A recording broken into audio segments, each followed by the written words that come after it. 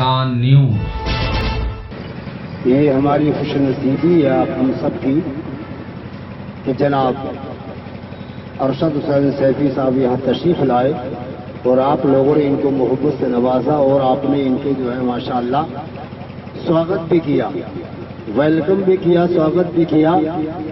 और मैं आपसे एक बात कहना चाहता हूँ, मुझे सबके तो नाम याद नहीं है, लेकिन जो लोग स्टेज पर बैठे हुए हैं ये भी मेरे लिए बराबर, आप लोग भी मेरे लिए बराबर।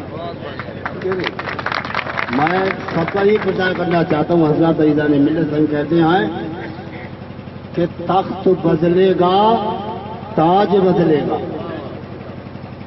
तख्त बदलेगा, ताज बदलेगा और इंशाअल्लाह तमाम राज बदलेगा। तख्त बदलेगा, ताज बदलेगा, सारा समाज बदलेगा और तुम एक मोमिन होके जुट हो जाओ, इंशाअल्लाह सारा राज बदलेगा।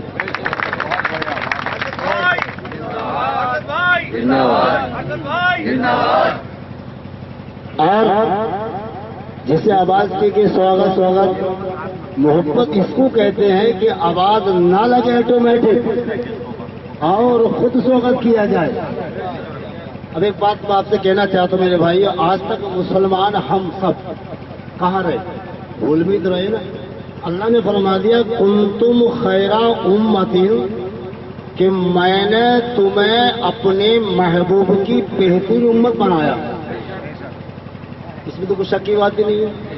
अच्छा बताना चाहता हूं कि जब कुछ नहीं था, आदम भी नहीं थे, आदम आए, लेकिन बताओ मैं आपको, हम तो इसके लक्षण कहते हैं, लेकिन अल्लाह ताला ने आदम को भी पैदा किया, शीश को भी पैदा किया, अय्यूब को भी पैदा किया, इब्राहिम को पैदा किया।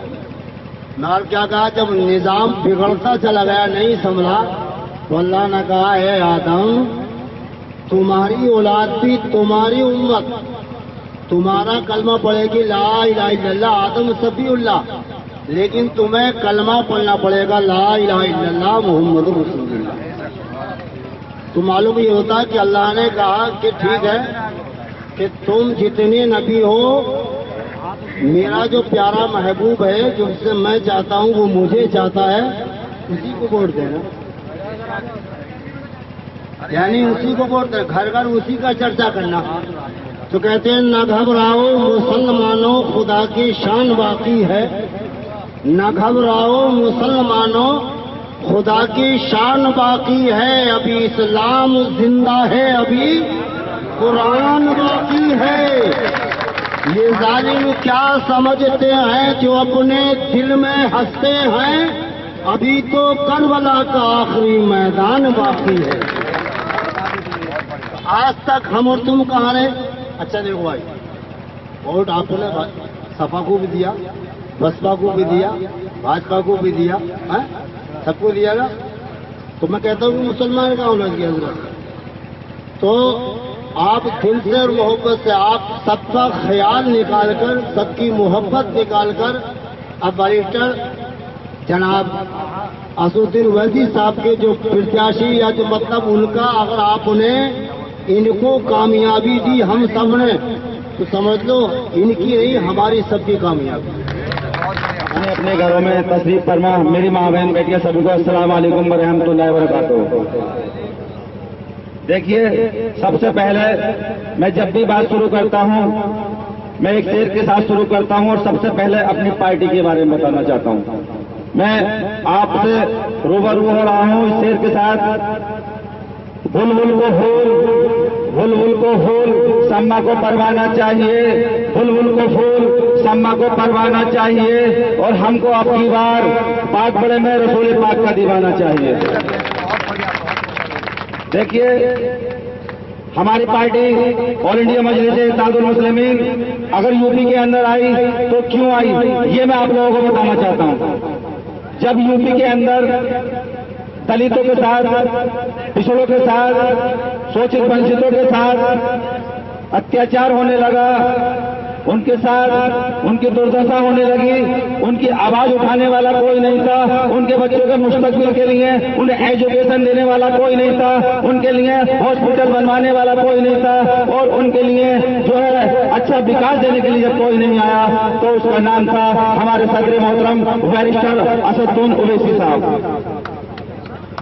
वो जैसे हैदराबाद के अंदर कॉलेज चलाते हैं, इंजीनियरिंग कॉलेज चलाते हैं, मेडिकल कॉलेज चलाते हैं, हॉस्पिटल चलाते हैं, वैसे ही हमारे यूपी के अंदर, हमारे मुरादाबाद के अंदर, हमारे पाकपुर के अंदर, हर गांव के अंदर वो वैसे ही हॉस्पिटल और कॉलेज चाहते हैं। मैं आपको बताना चाहता हूं, ओवैसी साहब जो हैदराबाद के अंदर कॉलेज चलाते हैं, हॉस्पिटल चलाते हैं, IIT कॉलेज चलाते हैं, यूनिवर्सिटी चलाते हैं, मैं उनमें से आप लोगों के बीच में 2 हॉस्पिटलों का नाम बताना चाहता हूं। उन 2 हॉस्पिटलों में से एक हॉस्पिटल का नाम है इसरा हॉस्पिटल। उस हॉस्पिटल के अंदर 20 रुपए की पर्ची बनती है, और उस 20 रुपए की पर्ची से 3 महीने तक हर तरह का इलाज फ्री होता है। वो 1 रुपए से लेकर 1 लाख का हो या 50 लाख का हो, सभी इलाज फ्री होते हैं। और वहां पर नाम देखकर, आधार कार्ड देखकर या कपड़े देखकर इलाज फ्री नहीं होता। हिंदू, मुसलमान, सिख, ईसाई सभी का इलाज फ्री होता है। दूसरा हॉस्पिटल है ओवैसी हॉस्पिटल। उसके अंदर 2400 बेड हैं।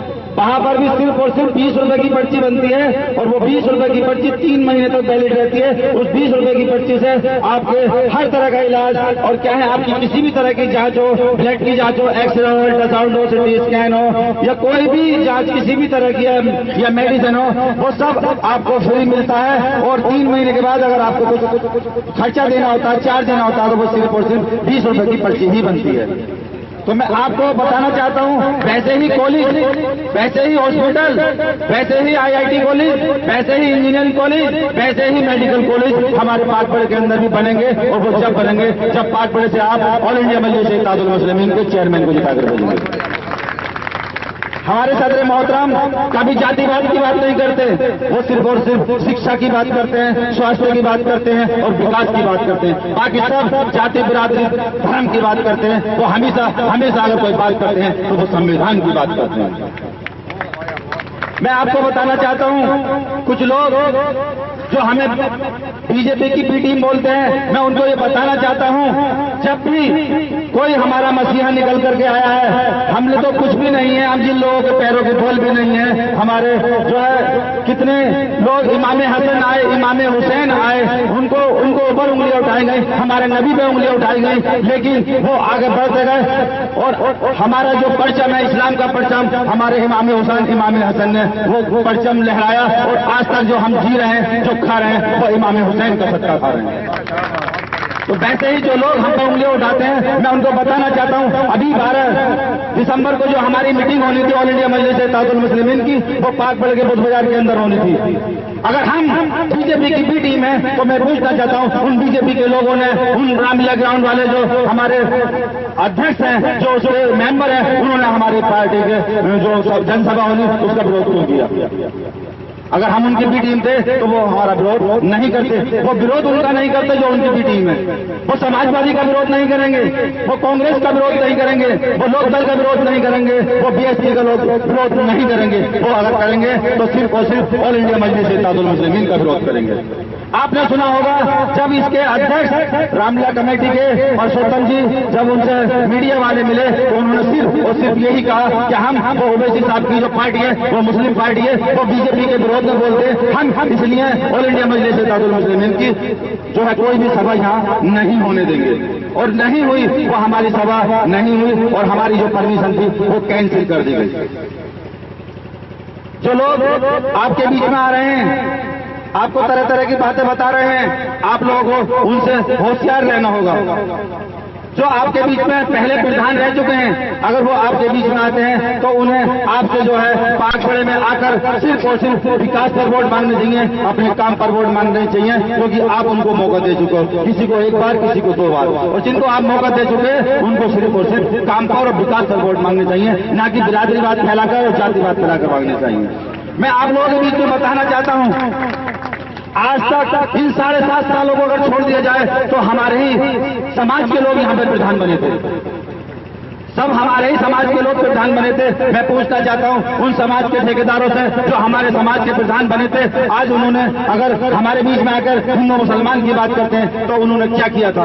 मैं ये आपको बताना चाहता हूं, आपने देखा होगा जब हमारे दूसरे समाज के लोगों की प्रधानी या चेयरमैन का 1 साल पूरा होता है तो वो अपने समाज को इकट्ठा करते, सबको दावत खिलाते। लेकिन हमारे समाज के लोग जिनको आप मौका देते चले आ रहे हैं 71 से आज तक, उन्होंने क्या कभी आपको ईद मिलन समारोह के नाम पे, किसी और मेले के नाम पे क्या आपको इकट्ठा किया कि आपको दावत खिलाई? नहीं, वो आपको सिर्फ और सिर्फ इलेक्शन से 2 महीने पहले, 1 महीने पहले आपके बीच में आएंगे और कहेंगे हम आपकी चर्चा हैं, आपके साथ हुए, हम आपके हिमायती हैं। वो आपकी हिमायती नहीं है बल्कि वो मतलबी है।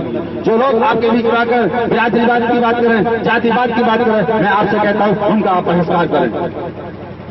हम लोग एक सप में खड़े होने वाले लोग हैं, हम एक जमात में खड़े होने वाले लोग हैं, हम सिर्फ और सिर्फ एक हैं, हम कलमा ला इलाहा इल्लल्लाह मोहम्मद रसूलुल्लाह पढ़ने वाले लोग हैं। हमारे अंदर कोई बिरादरीवाद की बात नहीं होनी चाहिए।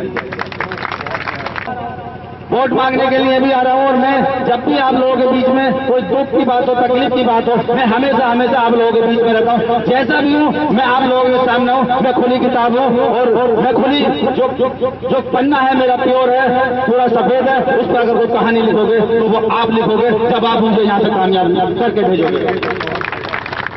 ये वो आवाम है जिसे चाहे अर्थ पे पहुंचा दे और जिसे चाहे फर्ज फैला दे। ये सिर्फ और सिर्फ आवाम है। और हमारे पाकबड़े के जो कैंडिडेट हैं, कुछ लोगों ने तो अगर उनका हिसाब मान लिया जाए तो पाकबड़े के अंदर जो 35,000 वोट है वो अब तक 1.5 लाख कर चुके हैं। क्योंकि हर कैंडिडेट आकर ये कहता है कि मेरे पास 10,000 वोट है, मेरे पास 8,000 वोट है, मेरे पास 6,000 वोट है। मैं ये बताना चाहता हूँ कोई भी कैंडिडेट क्यों ना आ जाए, उसके पास सिर्फ और सिर्फ 1 वोट है।